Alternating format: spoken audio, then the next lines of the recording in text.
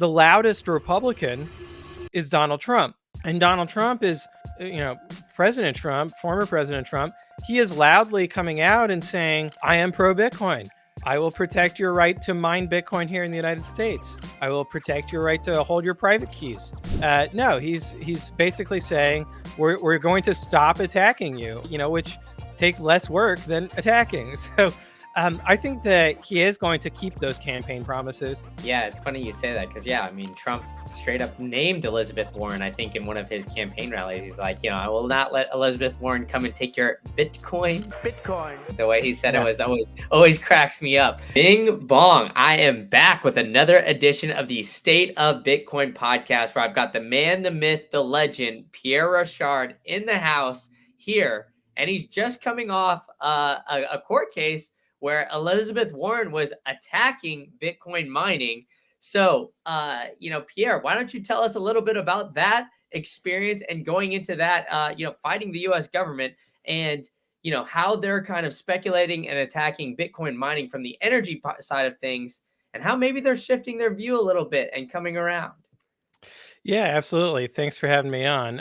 This happened earlier this year, but it had been brewing for quite a while. So even a few years ago, there's video of Elizabeth Warren grilling Secretary of Energy Elizabeth Granholm about gathering more data on Bitcoin mining, and the angle that Elizabeth Warren has is just that it's consuming a lot of energy, it's emitting indirect carbon emissions, and that it has grown a lot, and so she wants to have the government gather data on it.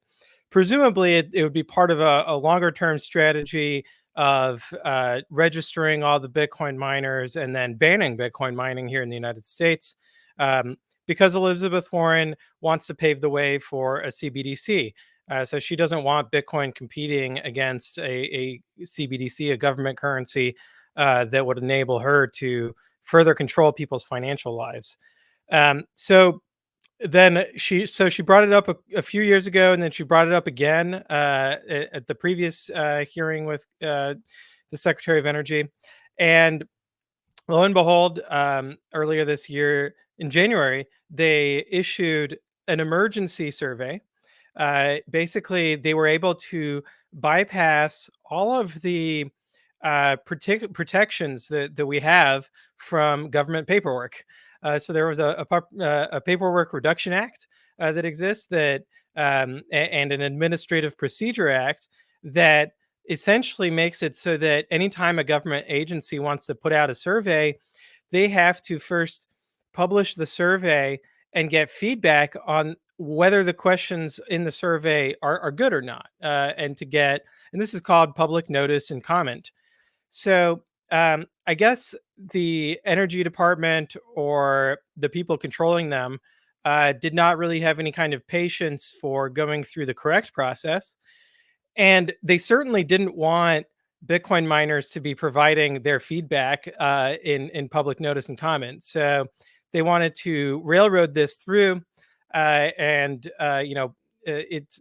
in my mind, it's a violation of kind of democratic process, right? That we want to have people involved in this kind of process. But in any case, when they did this, their justification for an emergency was that, one, the Bitcoin price had gone up. So during the bear market, Bitcoin went to 17 grand. But then out of the bear market, it was skyrocketing to 60 grand at the time or so. And so that, in their minds, justified an emergency.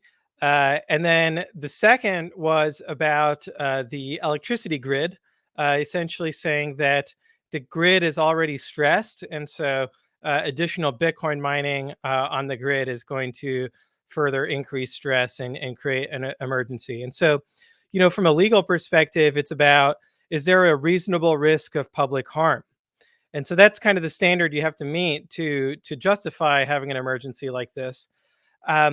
So we felt like they did not meet that standard, and that in order to provide for due process and rule of law, that we really had an obligation to litigate this and to take them to federal court and to make them, further justify the actions they were taking. Now, so when we took it to court, it was here in Texas because we have our operations here in Texas, and so it was kind of the natural venue for doing that. And we filed our case. The judge looked at it, and it seems like, based on how things went, the judge immediately saw what was happening, which was that, and we put this in the court filing, that Senator Elizabeth Warren was applying political pressure to what is supposed to be a nonpartisan, apolitical agency, and in order to weaponize it against her political enemies, her ideological enemies of Bitcoin miners. And so the judge basically immediately said, okay, well, there's going to be a temporary restraining order, and the Department of Energy has to destroy all of the data they've collected. They have to withdraw the survey. And if they want to do it again, they have to follow the correct process. Now, what was really surprising in this is that the government immediately surrendered. They didn't try to put up a fight. So it seems like they themselves understood that they were skating on thin ice, and that there was not any kind of back and forth to be had on this topic for a number of reasons. One is that ERCOT, the grid operator in Texas, has a very rigorous regulatory process to get approval for connecting a load like a Bitcoin miner to the grid, or a generator for that matter. And these studies are done in order to prevent public harm. And so what the Department of Energy was essentially doing was accusing ERCOT of not, doing their job, which is absurd. ERCOT does a great job at evaluating loads and making sure that everything is going to work out well. The second really big problem was that when we look at the use of Bitcoin mining, so when are Bitcoin miners turned on and when are they turned off? They are turned on when there's excess electricity. So it's not uncommon here in Texas for there to be negative electricity prices because there's too much wind and too much solar being produced. And that's basically 99% of the time is there's extra electricity on the grid for whoever needs it. 1% less than 1% of the time, there's not enough electricity. And that during that time, the price of electricity, so there's a real-time market for the electricity. So during those times, the price of electricity goes through the roof. And it's completely uneconomical to mine Bitcoin during those periods of time, which usually are in the evening when the sun is setting, so the solar is ramping down to zero, and when there's not enough wind offsetting that. And so during those times, Bitcoin miners turn off because they would be operating at a loss if they stayed on. So it was clear that Bitcoin miners don't contribute to stressing the grid during those hours. And then outside of those times, they're actually providing a very positive effect, which is to pay for power generation, so that then there's more power generation that comes to the state of Texas. And so then it actually reduces the likelihood of having blackouts because we've attracted more power generation to the state. So, I think that at the end of the day, the Department of Energy understood this, but that they were caving to extreme political pressure from Elizabeth Warren. And so that's really why they didn't want to fight it, because they knew that it was a losing battle that they had been sent into by a third party. And I think that now it's really a political problem for Elizabeth Warren, because she has single-handedly, in many ways, driven a narrative that Democrats are anti-Bitcoin, which is not true. It's actually it's not true at all. Most Democrats are not anti-Bitcoin. It's a very small minority within the Democratic Party that's anti-Bitcoin. But because Elizabeth Warren is so loud and adamant about her perspective, she has created this false narrative that is going to have both fundraising implications for Democrats. They're not going to be able to raise money from Bitcoiners or from the crypto ecosystem at large. And then, of course, at the ballot box, they're losing votes, and they're not gaining any votes from this. The people that like these anti-Bitcoin policies, they were going to vote for Elizabeth Warren regardless. So really, she's set up a lose-lose of losing votes, losing fundraising, and then on the other side, the loudest Republican is Donald Trump, and Donald Trump is President Trump, former President Trump, he is loudly coming out and saying, I am pro Bitcoin. I will protect your right to mine Bitcoin here in the United States. I will protect your right to hold your private keys. And so, in some ways, and it's funny because I'll see people say, oh, well, these are campaign promises. You can't, trust a politician to keep campaign promises. I agree with you, or I agree with that perspective that there are some campaign promises that are unrealistic. But this campaign promise is the easiest one to keep because all he's saying is we're going to maintain the status quo. He's not like promising lots of money for, some kind of program or anything where he would need legislative action. No, he's basically saying we're going to stop attacking you, which takes less work than attacking. So I think that he is going to keep those campaign promises. And that if anything, we might be surprised in the other direction where he would go beyond his campaign promises and really have a very pro Bitcoin policy. But in any case, this creates a tremendous political problem for Democrats. They have to come out and disavow the Elizabeth Warren wing and distance themselves from these unwarranted attacks on Bitcoiners and Bitcoin mining. Yeah, it's funny you say that because, yeah, I mean, Trump straight up named Elizabeth Warren, I think, in one of his campaign rallies. He's like, I will not let Elizabeth Warren come and take your Bitcoin. The way he said it was always cracks me up. But, with that, you said most Democrats are not anti-Bitcoin. But yeah, the narrative is definitely coming around, especially, when Elizabeth Warren gets brought up. And, we also got the election coming up down in November. Do you think that's going to be a major talking point here going forward? I mean, obviously, we've had RFK Jr. gain a ton of popularity as an independent candidate. And on the backs of a lot of, backing the dollar by, hard assets, including Bitcoin. And then, now we got Trump speaking on it. But we haven't really heard President Biden say too much about it and not really make too many headlines. Do you think that this is going to be a major talking point, or this is more of a, kind of a Bitcoin Twitter kind of click around and kind of a spread of information that way? Are you looking for the best way to store your seed phrase? Well, I've got it for you. It's Stampseed. They've got the #1 punch place where you can order a full-on package where they've got every single thing. They've got all the letters. You could just get it in there.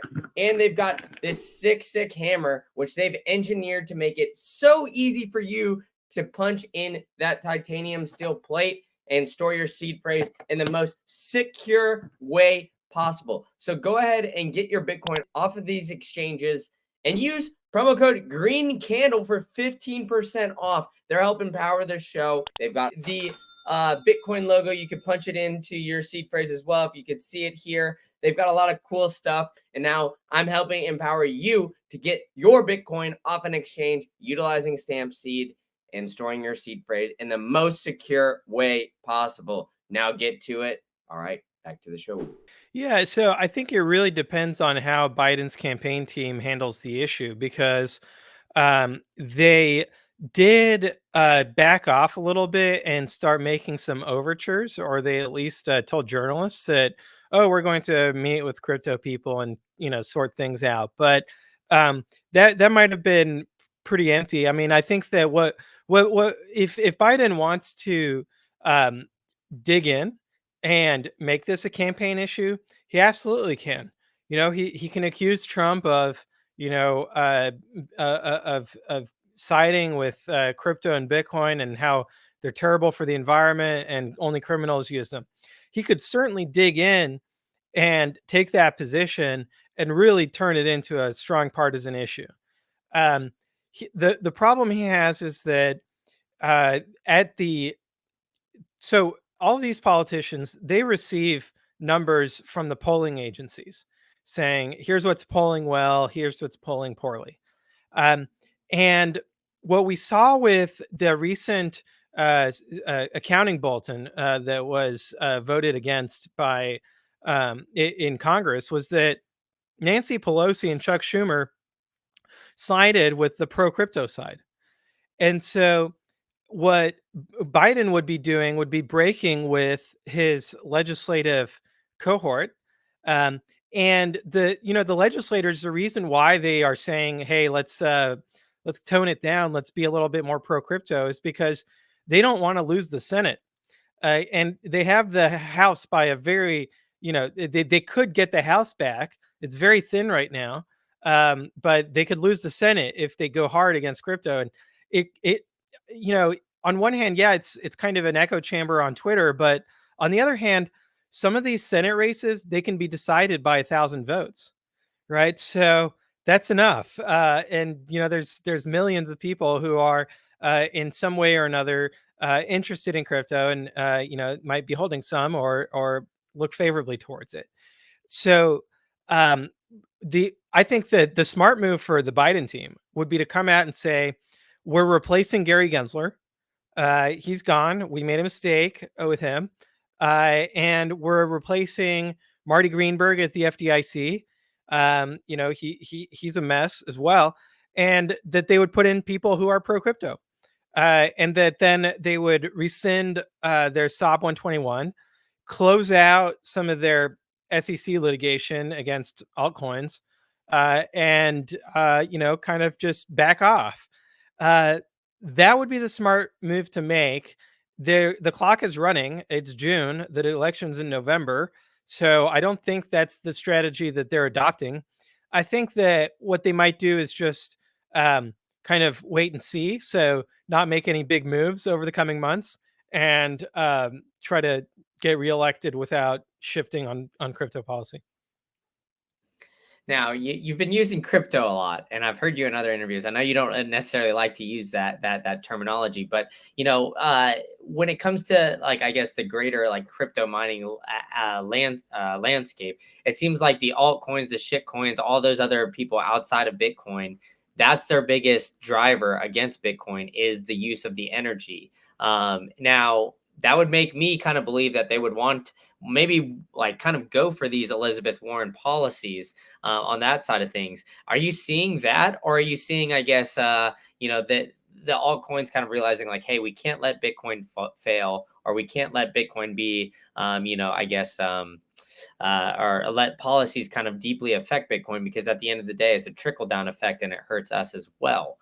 So are you seeing them, I guess, supporting that, where they're going quite against the energy use of Bitcoin mining, or are they kind of still siding with the Bitcoin mining, Bitcoin miners, and understanding that, the use of energy allows for, a society to prosper?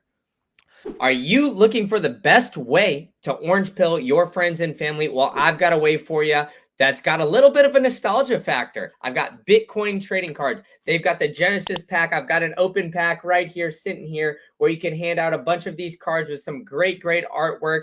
We've got tyranny. We've got fear, uncertainty, and doubt right here, the FUD card. So we've got a lot of great things to teach you a bunch of lessons about Bitcoin in the current space. And they've even got some cool things of cool people even doing some stuff in the Bitcoin space. I've got the Bitcoin racing card here, even signed by my boy, Chris Primetime McKenzie. So you can get all of that at btc-tc.com. Use promo code GreenCandle. You can get 10% off your entire order to orange pill your friends and family and collect some cool artwork of people that are doing some awesome stuff in the Bitcoin space and help spreading that orange pill around the globe. All right, enough from me. Back to the show. Yeah. So, I mean, at the policy level, I have to use the word crypto. I mean, the reality is that it very much is a bundle, and as much as we disagree with the differences between Bitcoin and everything else. The thing is that Elizabeth Warren, she's anti-Bitcoin, she's anti-Ethereum, she's anti-Dogecoin.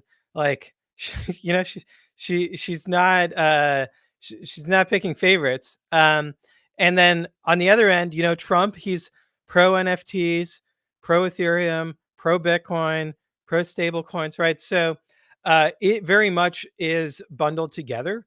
And that, the to me as a Bitcoiner, I don't really care, because the way I see it is that all of these other assets, they lose by diluting each other out. And so it's an economic process. It's not a political process. And so from that perspective, I don't really care.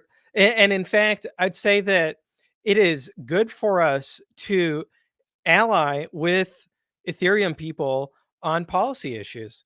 They have not lobbied against Bitcoin mining, and the reason why is that the trade associations like Digital Chamber of Commerce, Blockchain Association, Coin Center, others, Texas Blockchain Council, they're big tents. And so there really would not be any kind of patience for any members trying to attack other members of the same organization.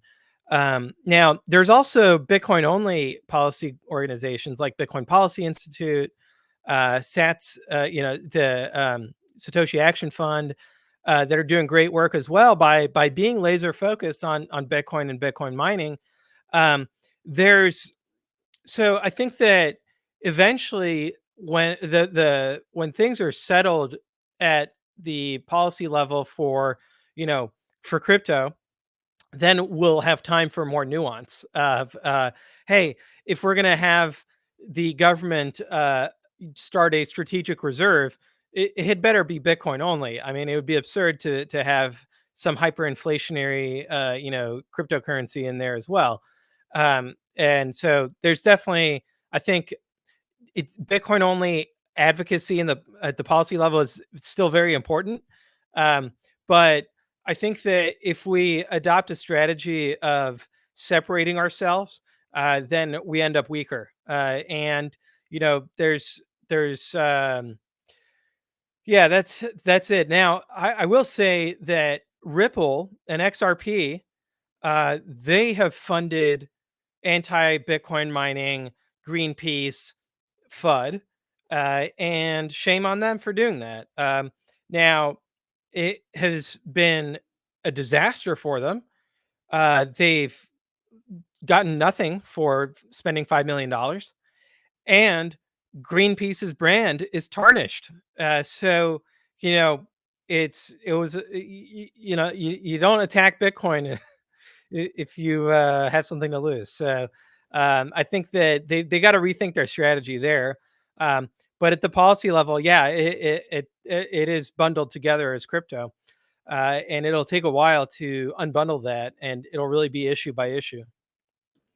Yeah, and I think that that's the way it's going to go, right? I think a lot of I guess the greater crypto whatever world is going to have to band together. Yeah, yeah, and you nailed it on the head there. It is a shame that XRP and Ripple have tried to attack Bitcoin, but it seems like they're doing it for their own gain, opposed to like the greater good of what Bitcoin is being used for. Now, obviously you guys you guys have a big base in Texas, and it's come to a big part is, of what you guys do at Riot is helping balance the grid, right? And it seems like the state of Texas has kind of been at the forefront with that. I think last summer and in the winter, that you mentioned the 1% of times of needing to, kind of like shut off Bitcoin mining. But last year, I believe it was 23 that there was an extremely hot summer, and then in Texas there was a wild winter as well. Now, with all that being said, like, is because Texas is so friendly, why so many Bitcoin miners are there? Is it the climate? Why is Texas kind of at the forefront of this? And why don't we see more states adopt Bitcoin miners kind of integrating into the grid when you just kind of like lined out all the benefits? And after this court case filing after, essentially them shutting it down very, very quickly. Why aren't we seeing more states kind of getting involved? Or maybe we are. I haven't just really heard of it. Are we getting more states that are interested in the U.S. in, kind of utilizing Bitcoin mining in grids to help balance? Are you looking for the easiest way to get your Bitcoin off an exchange? Well, I've got it for you. It's Foundation Devices. They've got the #1 hardware wallet in the passport. They've even got a concierge service that can help you get your Bitcoin off an exchange within 1 hour private onboarding session. And they've got a great app too, which will give you extremely, extremely, extremely private features on that app, so you can use Bitcoin in the most secure way possible. So I've been working hard trying to get sponsors to help you get your Bitcoin off an exchange, and I found it with Foundation. And you can store your seed phrase with a stamp seed punch plate as well. So pair all those together, use promo code GREENCANDLE at foundation.xyz, and you'll get $10 off your entire order. All right, that's enough for me. Back to the show. Yeah, so I mean, there's definitely Bitcoin mining in pretty much every state now. Why so much of it is concentrated in Texas?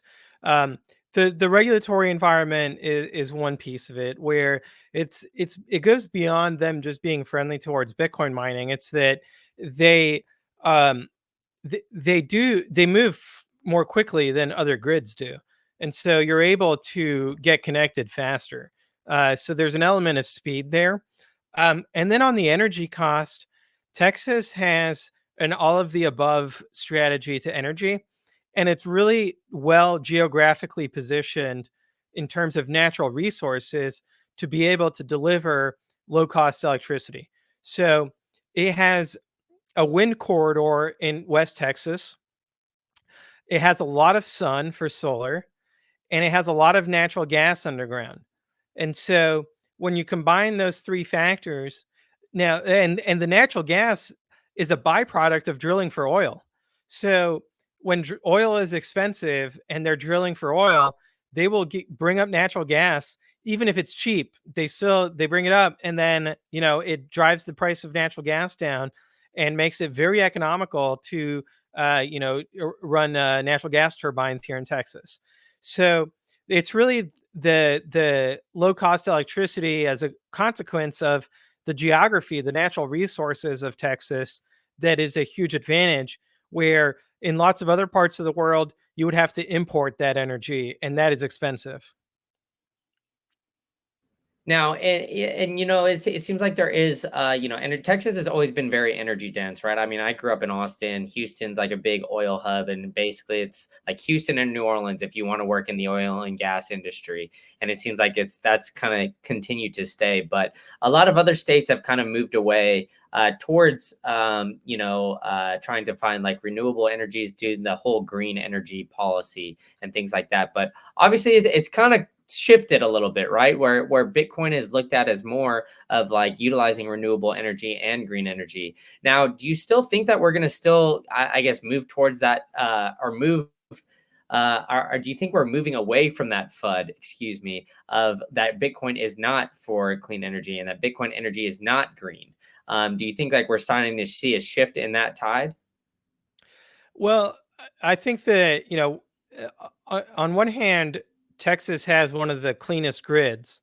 And we have to keep in mind that natural gas is like way cleaner than coal is. All right. So some people still think that Texas is like 100% coal, when now it's 10% coal and declining. And so natural gas emits half as much CO2 as coal does. And then when you look at what I would call real pollution, like particulate matter, it's orders of magnitude less. And so it's a very clean grid. And there's more Bitcoin mining here in Texas than any other state. So I think that narrative has to shift. Now, the thing is, though, when you're trying to generate renewable electricity in other places in the United States, if you're trying to use solar in the north, it's just not going to be very effective. The amount of sunshine you get is not sufficient to make it economical. And so, likewise, there's places where there's not enough wind.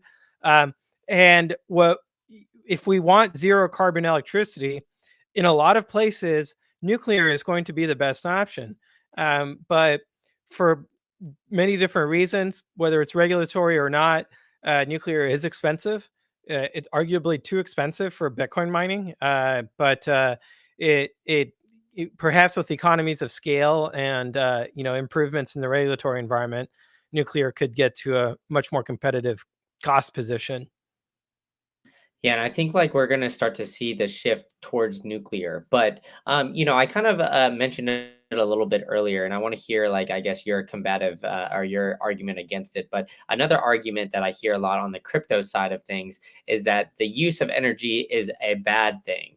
I'll get into my little rant about it afterwards. But what is usually, I guess, your rebuttal when you hear that FUD? Because I think that that is kind of the new FUD starting to circulate this cycle around. Yeah, so Bitcoin's energy use is downstream of where the revenue is coming from, right? For the Bitcoin mining reward. So about 5 to 2% of the mining reward is transaction fees. So that's about, decentralized ordering of transactions into the ledger so that there's no double spending.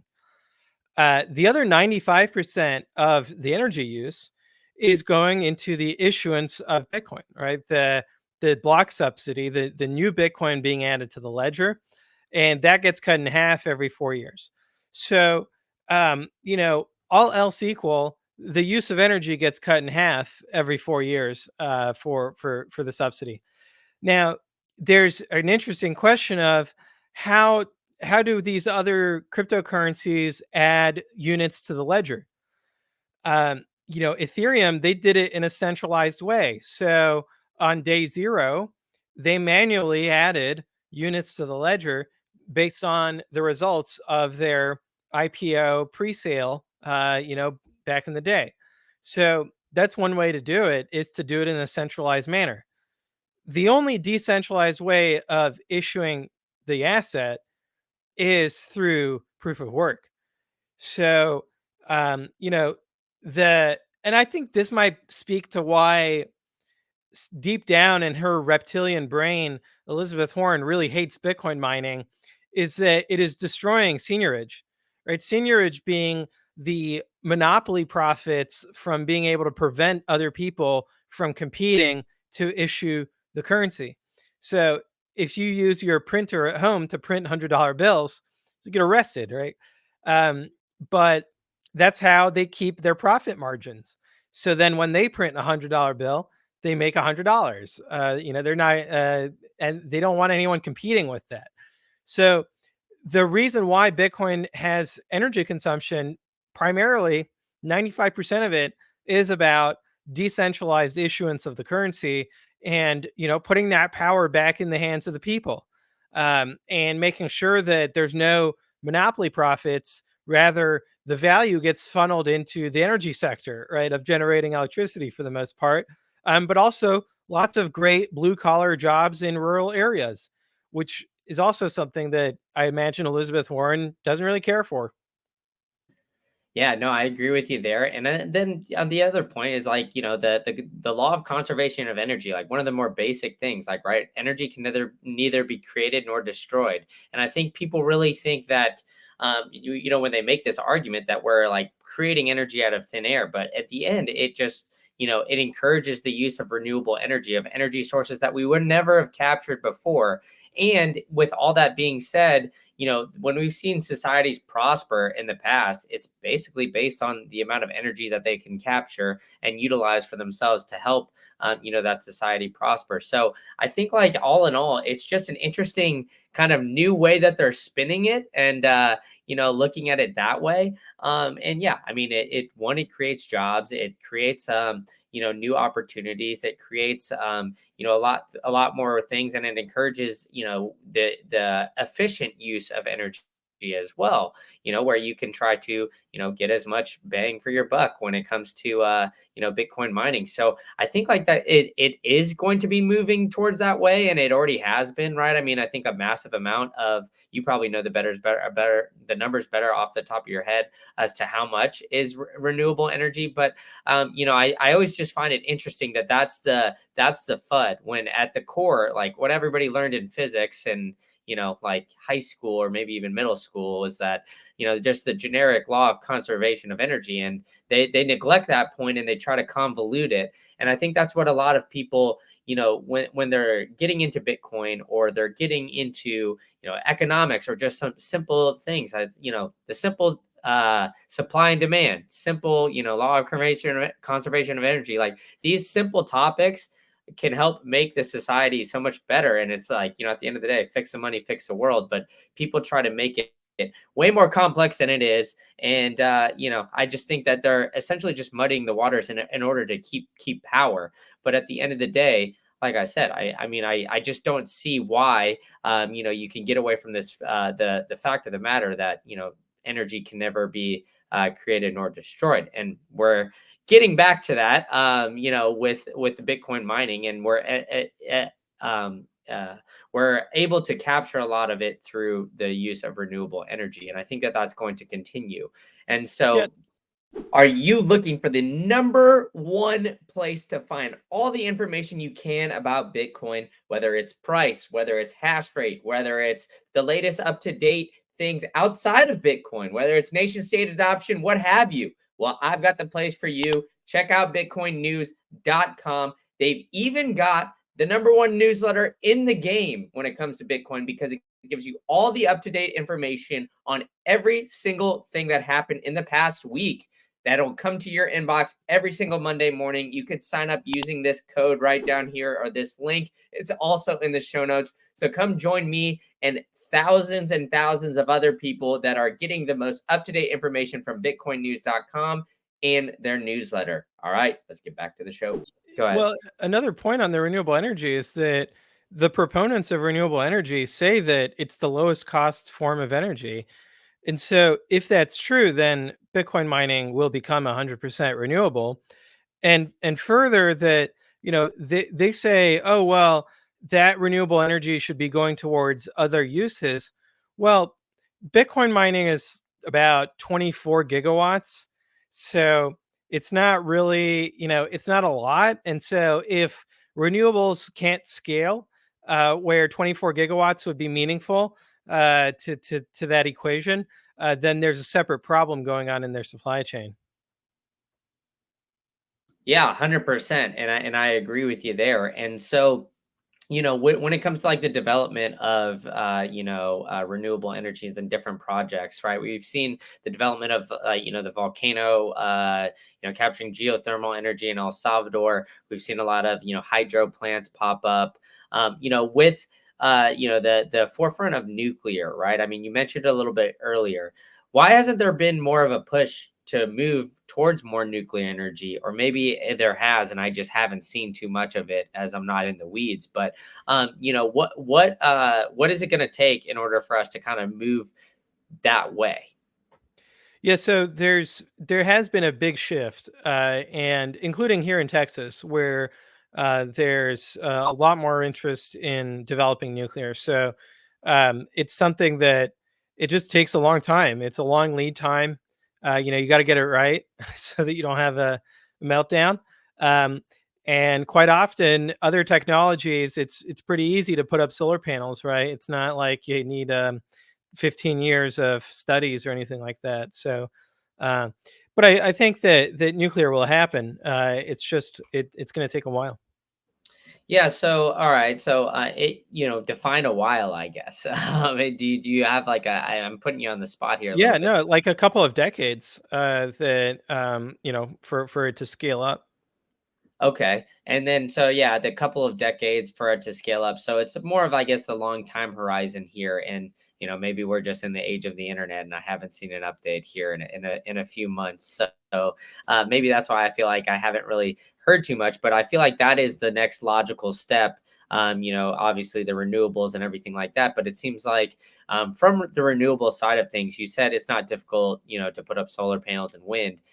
From my understanding, that's not super effective in, converting energy. And then, the solar panels can't really be recycled very well. And they're made out of, like, a lot of harmful plastics and things like that. So why was there such a narrative that, solar and wind and all those things, even though there are, trade-offs and problems with that, why do you think that that was, I guess, originally considered green energy when, it seems like it's not necessarily that? Yeah, that's a great question. So, to be clear, solar and wind do make sense in particular places at particular times. Um, and so it's not like they have no role in the energy system. Why they became kind of a fixation of the green environmentalist movement, it really comes down to religious reasons. So a lot of these green environmentalists, they'll say that they are atheists, but it doesn't take long to realize that they are in fact pagan Gaia worshippers. And so for them, the wind and the sun are, gods that they want to be in communion with by these technologies. And so it really goes beyond any kind of rational economic thought process and into one of religious dogma. Wow, really? I Yeah. I would I was not expecting that answer from you, and that was kind of a twist in some way, shape, or form that I wasn't really anticipating. But yeah, I guess, I mean, I have to believe you on that. I'm not really sure how to come back from that, but I guess it makes sense because it doesn't really seem logical. And I guess that would be kind of the only explanation that you could kind of really put behind it is, you know, they just kind of fully believe that the wind and the sun will solve all problems, even though it's not necessarily, a green, quote unquote, green energy policy. Well, But well, look, the sun is the largest nuclear reactor, right? In our neighborhood, and they don't like nuclear when it's humans doing it because they see it as us playing God, right? That in a way we're like creating life, by ourselves being the prime mover behind the nuclear reaction, and so it's to them it's unnatural, and they only want things that are natural, and so receiving nuclear energy using photovoltaics, that is okay, for them, but doing it ourselves much more efficiently, right, using nuclear, uh, that's not okay. So now there's that, but there's also geostrategic reasons. So uh, foreign adversaries have an interest in providing funding to green environmentalist movements in the West to sabotage Western energy systems, so that the West is impoverished and so that it is dependent on, for example, importing natural gas from Russia. And so, that's another factor to consider. yeah, and it seems like, yeah, that has been kind of like a monetary or an energy kind of arm that Russia has been pulling, throughout this whole, Ukraine and Russia conflict. Obviously, there's a lot of geopolitical tensions going on and other things like that, where one could argue that the U.S. has been pulling the monetary arm by keeping the interest rates very high, and Russia and the BRICS nations have been pulling the energy arm by essentially just cutting off the supply or kind of attacking it that way. But we have like a big developing field here in Bitcoin mining, and we recently just had the halving here in this past May. So with that being said, what are some of the big developments that you're seeing on the institutional level of Bitcoin mining to kind of help, one combat, the increase or the decrease, block reward that you're earning every single day, and kind of keep those Bitcoin mining companies like going strong and developing and keeping that network online. Yeah, I think maybe a trend is that we're seeing a separation between what we might call the true believers, the real Bitcoiners in the mining industry, versus those who were in it to make a quick buck, the fiat maxis. And so, um, because the latter, now they're thinking about AI and high performance computing and exiting Bitcoin mining, basically, or at least trying to move away from it. Um, and versus others that are continuing to stay focused on Bitcoin mining because they're bullish on Bitcoin. Now, it's actually to the benefit of the true believers that the tourists leave, right? Because then that's less competition, less hash rate, more market share, better economics. So I won't argue against it, but that is a trend. Yeah, and I mean, I think obviously Core Scientific is a different company than you work for, but I just saw today that they were offered to be a $1 billion purchase from them from a cloud computing company called CoreWeave, and they denied it. So it seems like, yeah, it is a trend of more like data centers trying to get in with these Bitcoin miners who have essentially utilized what we've been describing here, like finding ways to get cheap energy, putting up renewable plants, utilizing energies and grids all over the globe. But the data centers is kind of like the new buzzword that people are trying to get into, especially with the movement into AI. So with that being said, like, are you guys being I guess I don't know if you could disclose too much, but outside of that, um, are you guys being approached by, potential AI data centers and things like that to kind of continue that movement towards that? Or are you guys sticking strictly with Bitcoin mining and that's where you're going to, continue that there at Riot? So we see the opportunity in vertical integration in a different way, right? So we acquired an electrical equipment manufacturer, ESS Metron, um, and they sell plenty of equipment to data centers as well as to Bitcoin miners. Now, so for us, it's a win-win because demand is growing for that equipment, and we get to secure our own supply chain for our own Bitcoin mining operations. Um, and likewise, we made an equity investment in a company called Reformed Energy that is tackling the issue of landfill. So converting trash into electricity and then into Bitcoin. So, um, you know, the power generation and electronics equipment, electrical equipment vertical, it, it makes a lot of sense from a business perspective to integrate that way, and to stay focused on Bitcoin mining while finding complementary industries like that. Yeah, and I think that's a trend that that I like that you're kind of lining out there, right? Where it's utilizing different energy sources. I know I've heard of places utilizing cow manure, kind of converting that into energy. I think that that's going to be a growing trend too. So utilizing poop to kind of mine Bitcoin is kind of a wild thing to think about. But last bull run we did see a lot of Bitcoin miners kind of, get real antsy, leverage their Bitcoin miners, and kind of try to capitalize on the giant bull run. Now, you guys obviously stuck around, and sticking around through the bull and bear market kind of teaches you guys a lot of lessons. Now, how are you guys like prepared and going into this next bull run, and kind of looking at like keeping Bitcoin on the balance sheet when it comes to what you're mining, and like I said, on this bull run going forward? Yeah, absolutely. So Riot has been growing its Bitcoin hodl on the balance sheet, and that during the bear market, we invested a lot in infrastructure to lay the groundwork to be able to be plugging in machines at this point. So, in our monthly update, you'll see that we are aggressively increasing hash rate, and that will continue for the foreseeable future, because we've got a big goal over the coming years to get to 100 exahash. So that is really, how we're positioned for the bull market is having lots of Bitcoin on the balance sheet and then having lots of growth in the pipeline.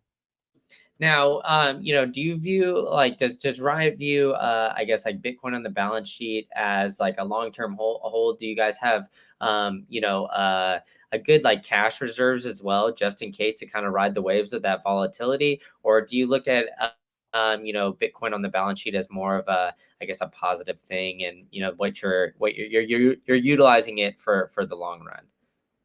Yeah, so the Bitcoin on the balance sheet are really long-term strategic reserve. Uh, the w- we've got plenty of dollars on the balance sheet that are for investing into growth, and that's what those dollars are being put towards. Gotcha. Yeah. So you guys have some big things ahead, right? So you said that, what was the end goal that you guys had by the end of this year? How many exit hash? I'd have to check. I don't want to give a wrong number off the Okay, top of my head. apologize. But we're developing the Corsicana facility to be 400 megawatts by the end of the year. So that's really quite substantial. And then also making improvements to the Rockdale facility simultaneously. Yeah, so you guys have some big things going ahead. So, yeah, I mean, I'm looking forward to what you guys are doing, and I appreciate you coming on the show and detailing all about the, the court case that you guys just got out, and what's ahead for Riot. So, why don't you tell people where they can find you and where they can find out more about Riot? Yeah, I'm on Twitter at Bitcoin Pierre, on X, I guess now. And Riot is at Riot Platforms on Twitter as well. Watch out for impersonators. There's lots of people trying to impersonate, so make sure you follow the right one. There we go, and I'll put all that in the show notes. So, Pierre, thanks so much for coming on the show. Yeah, thanks for having me on. This is great. Thanks so much for tuning in to this great episode. If you enjoyed this one and you want some more content, click on the link right here and check out my latest interview with Tom Luongo. We get into it all. If you've known Tom, he's a wild one, so stay tuned. And if you found some value in this podcast, please smash that like button, hit that subscribe button so you get notified of the next videos. All right, I'll catch you at the next one.